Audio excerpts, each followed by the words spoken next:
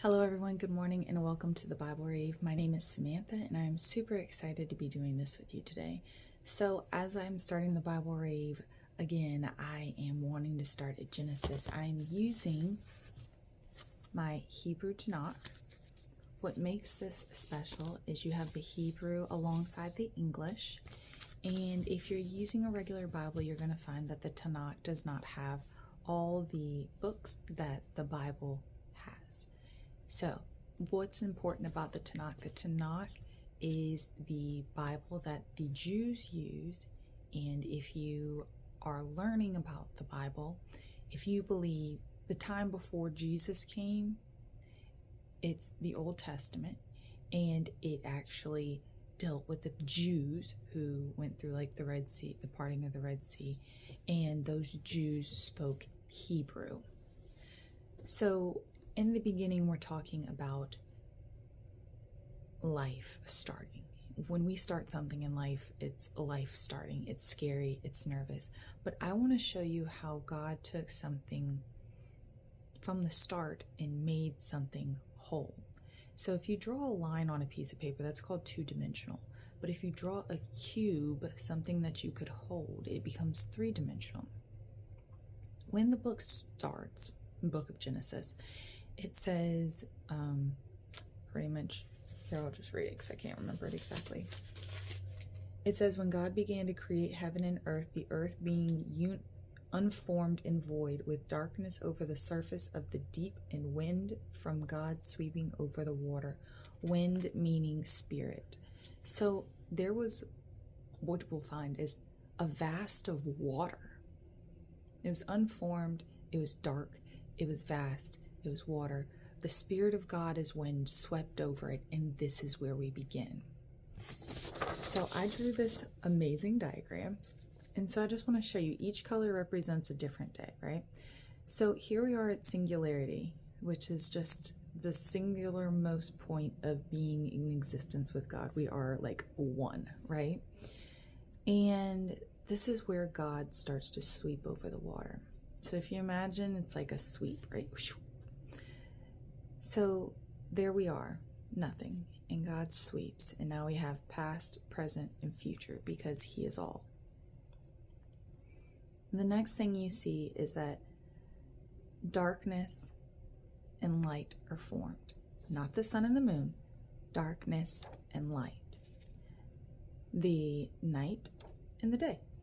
Okay, interesting, because what happens is later, days later, He creates the moon and the sun as a sign of times. So let's get back down here. So we finally get the 2D line of reality, the timeline. Then the night and the dark are made. Then we have the waters separating. So now we have an expanse called sky above. Now we have lines and lines, right? And then actually the sea down here too. So now we went from this to this. So now we have height in a way. We have a terminating height. But if you have a line here and a line here, you still need something to encompass here. So then what happens is that trees are made, which creates the height on either side. But now, since I can't do it, since the sea is expansive this way, we have width or depth. Depth. And that's where you get this dotted line here.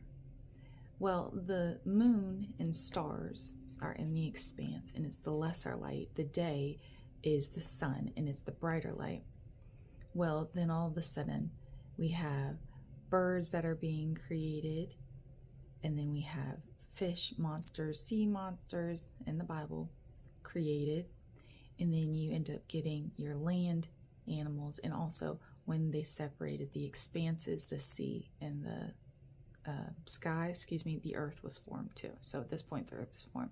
So as you can see, just on a rough scale, that it goes side to side, and then the sea creates an expanse, and then it rides up the trees to the top, and then over it. And you have a cube, which is 3D reality, right?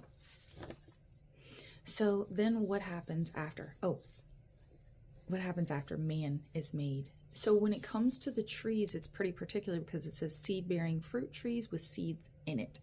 So all these foods that we're eating, in my speculation, that don't have fruits aren't supposed to be there, right? So it says man in our image. It said, let us create man in our image. Who is our, right?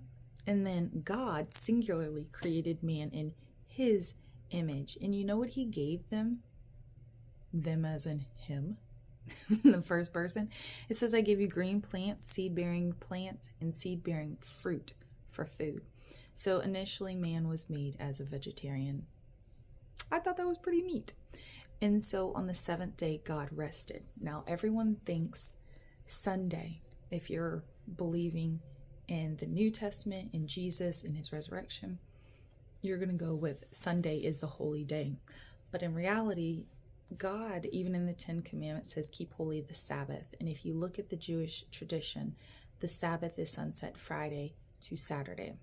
So Sunday is not the proper day that you should be celebrating if you really want to go by what's being said. So the seventh day was holy and God rested. That means that Saturday was the start of, I'm getting it confused in my head. So Friday was the rest day. The next day would be Saturday. Yeah, so Saturday, Sunday, Monday, Tuesday, Wednesday, Thursday, rest on Friday. So that was Genesis. There's a little bit more to it, but that's how you create a 3D world from uncreated and void. It's interesting to find out that Adam and Eve, because Adam was created first and then Eve from his rib, he fell asleep, never says he woke up. And then you have Eve, who's also created, and he wants them to be fertile and multiply. When we're starting something new, sometimes it's hard to see how it's going to become a reality, how it's going to become that 3D shape. It is harder to sit in faith of creation, that it will be created, than it is to actually fail sometimes, because you have to have hope and you have to have faith, and that's faith in things that are not yet seen. And as humans, that's really, really difficult because we want to see progress. We want to see where we're going. It makes life feel safe. And as we're looking for purpose in life, I just want to let you know that sometimes you don't get to see. That's the building of the relationship with God. And so you just start. So today, start looking at life and seeing how much effort was put into it. Start looking at what you're eating. Start looking at what you're beginning as far as spiritually, mentally, physically, and remember to rest. I'll talk to you later.